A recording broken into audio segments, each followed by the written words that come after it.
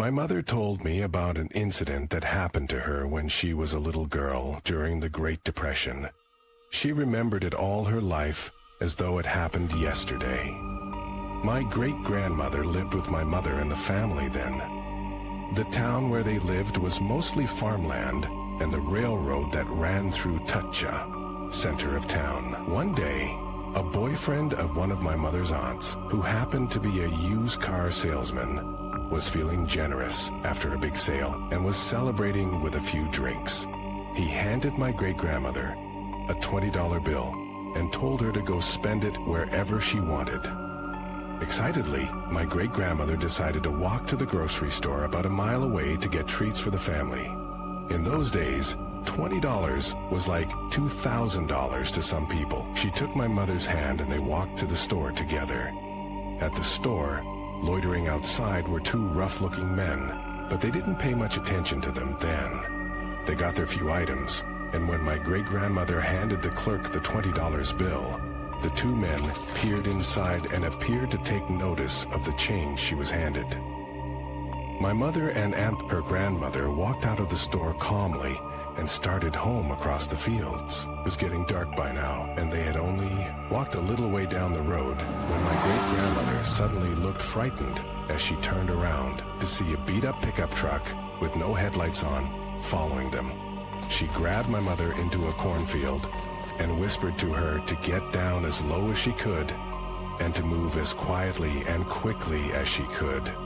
They both moved deeply into the cornfield, and at one point, my great-grandmother whispered to my mother to lay down on the ground and not make a sound. My mother remembers seeing the light from a lantern or flashlight moving up and down and all around as she heard the corn stalks rustling as the two men kept searching for them. After what seemed like hours to a little girl, my great-grandmother told my mother to get up and they finished their journey home.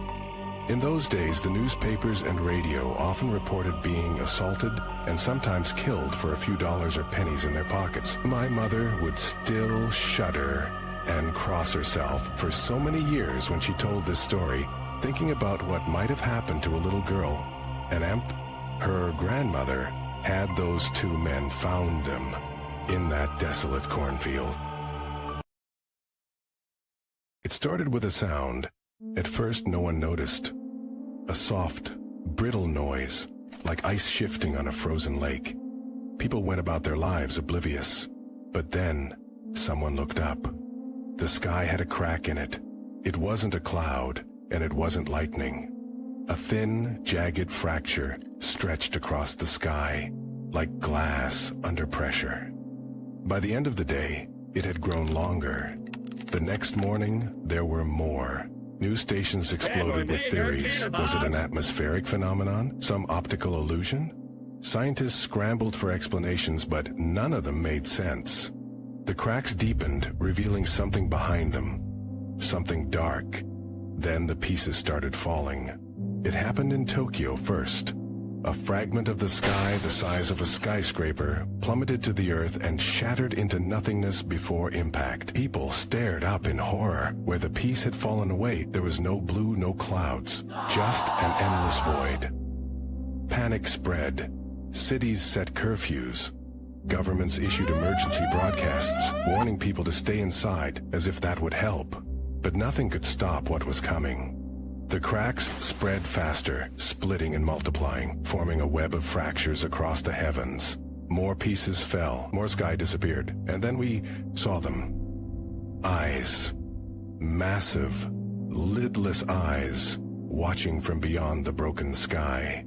Hundreds, thousands, staring, unblinking at the world below. Some were wide with curiosity. Others were too close, pressing against the fractures, distorting and stretching the remaining fragments of reality like thin plastic wrap. People screamed. Some fell to their knees, praying to gods they had never believed in. Others ran, as if there was anywhere to go. The worst were the ones who simply stood there, staring back, their faces slack with understanding. Then the sky shattered completely. The world turned black, and the eyes blinked.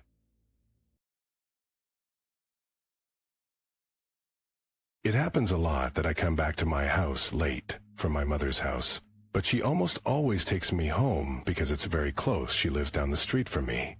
But not that day. That night I was walking back alone, almost getting home. I had already turned the corner when a car stopped next to me. This has already made me alert, as I always am at night at the slightest proximity to anyone, especially a man. A man who looked to be at least 50 years old was driving and started making conversation with me, asking if everything was okay and that I was very pretty. I started to feel uncomfortable there, but then he asked if I wanted him to drop me off at home and give me a ride. My chest tightened even more. I said no, and that it was already close. He insisted some more, but what really intrigued me was that in the passenger seat there was a boy, a child, no older than 12 years old. He didn't say anything, just looked at me and the man, following the conversation.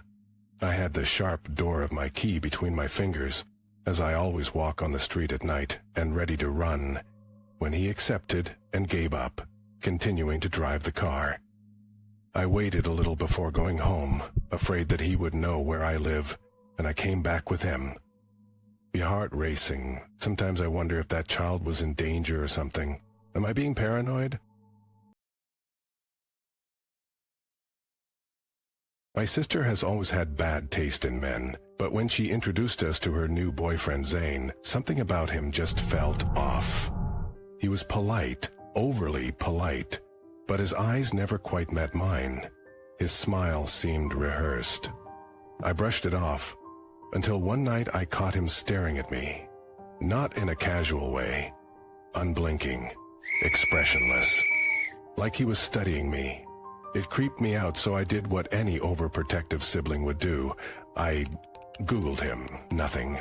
No social media, no records, just a single news article from 5 years ago.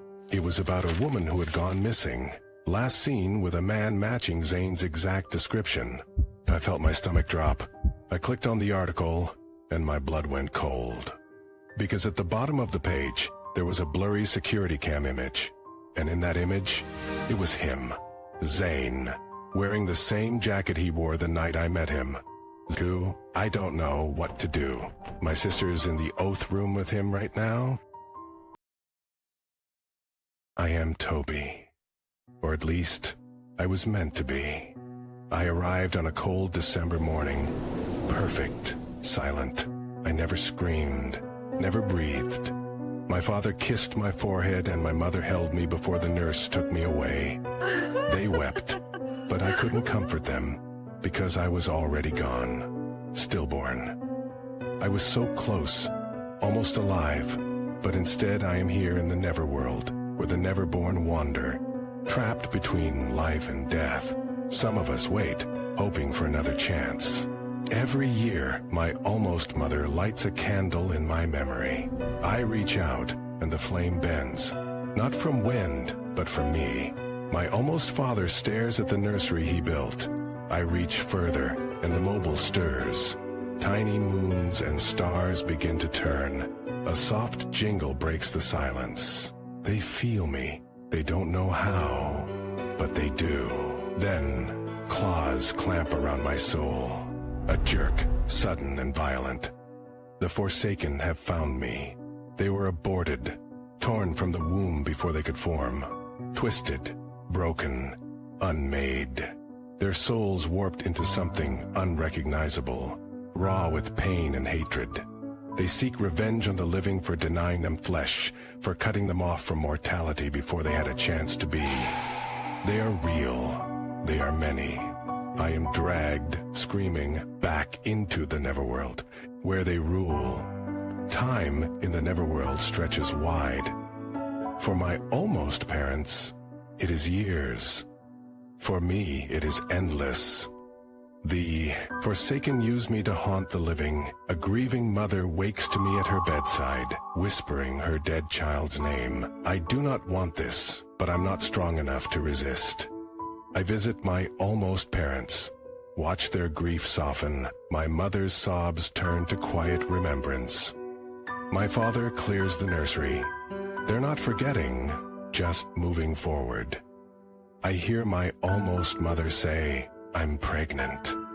Desperate to keep me here, the Forsaken's fingers sink into my soul. I thrash, kicking, clawing, fighting through the neverworld until I feel it. The pull of life, the pull of her.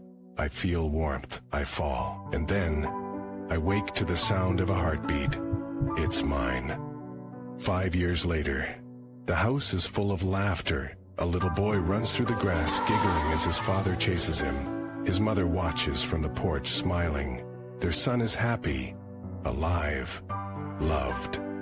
His name is Ethan. He is me. At night, my mother lights a candle, and though I don't remember anything before I was born, a name repeats in my mind. "Mommy, who's Toby?" Her breath catches in her throat. A chill dances along her skin. She kneels, running her fingers through my hair. "Why do you ask, sweetheart?" I pause, thoughtful. Then with a small, knowing smile, I say, "I think he wanted me to tell you he loves you." My mother pulls me close. The candlelight bends, and in the wind, a whisper fades to nothing. I made it. I'm writing this hoping that enough people will see it before the morning begins and tragedy strikes. I've emailed all my local news branches, but the truth is, I'm not sure just how far this thing will spread. I noticed it this evening, Valentine's Day, driving on the same back roads as usual in my remote village. They were empty, as to be expected as people are celebrating at home. I was driving around a bend when a car suddenly appeared in the next lane. I swerved, dodging it barely. When I say it appeared, I don't mean that the corner was tight. I mean, it spawned out of nowhere. After slamming the car to an emergency stop, I watched the strange vehicle disappear from my windshield in a flash. I know what you're thinking. What the fuck? Me too. It wasn't like any car I've seen before. It was like some alien had seen a toddler's drawing of a Lego mobile and tried to replicate it. It was shiny, almost to the point where my headlights ricocheting off it blinded me, and I can't describe its color because, well, it's not one that I've ever seen before. After taking a minute to catch my breath and register what the hell I had just witnessed, I continued to drive home. That's when I noticed a queue of them forming in front and behind me.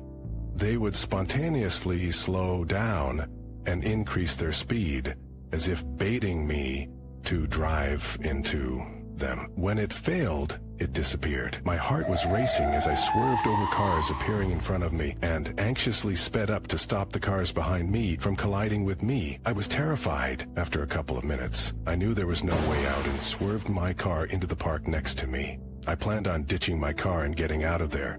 I ran out of the car, looking over my shoulder as I headed in the direction of my home. But all the mystery vehicles were gone.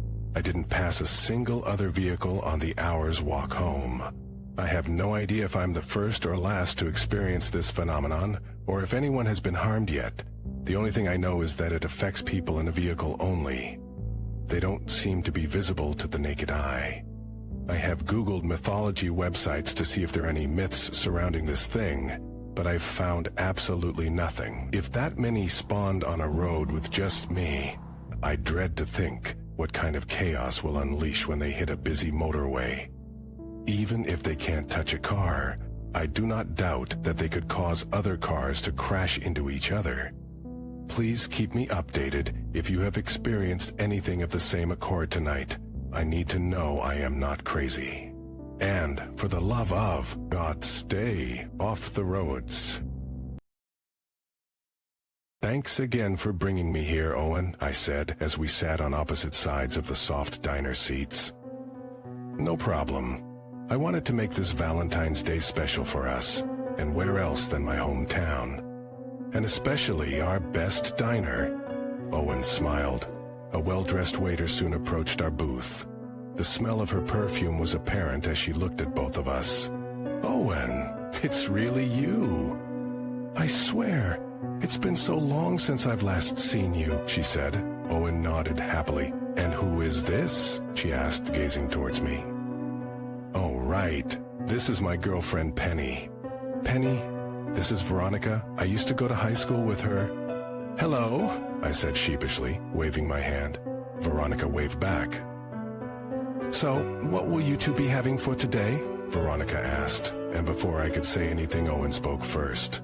"We'll have 2 strawberry smoothies, and to top it off, we'll have the Valentine's special." "All right, 2 strawberry smoothies and Valentine's specials," Veronica jotted into her notepad, took our menus, and walked towards the kitchen. "Trust me, you're gonna enjoy the Valentine's special they have here. Everyone here can't get enough of it." Owen beamed. I quietly giggled, but my giggling soon died when my nose picked up an aroma. There was something raw about it, yet it was both nostalgic and pleasant. It reminded me of the food my mother would make for me, back when we would sit down at the dinner table and enjoy what she cooked. The memory quickly disappeared as the clicking of heels caught my attention. I turned and saw Veronica approaching our booth with our ordered drinks and food. "All right, here are your strawberry smoothies, and here are your Valentine's specials." My eyes widened as I looked at the heart on my plate. It was still beating as I turned my attention from the dish to Veronica. "Is this actually it?" I asked.